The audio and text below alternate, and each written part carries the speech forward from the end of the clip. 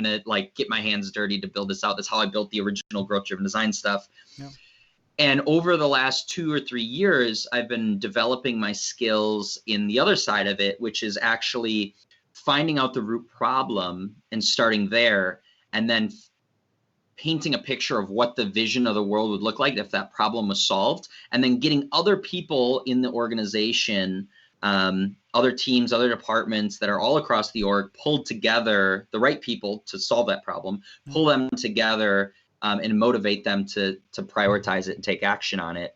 And so sometimes when a problem comes up in HubSpot, sometimes I have to, depending on what it is, I always try to start with working with other people and enabling them to get some progress done. Yeah. Sometimes they just take it on and they roll with it. And that's great. That's the best, yeah. Sometimes the problem is so wide sweeping and it doesn't fit into anyone's bucket. And so I need to become a facilitator. I need to be the person who's organizing, collaborating, aligning, and getting these individual people from all over the organization to work together.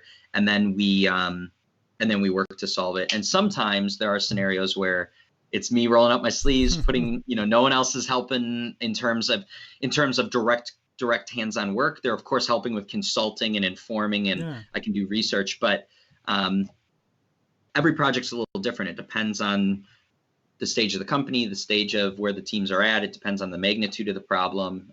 So it's a little of all of them.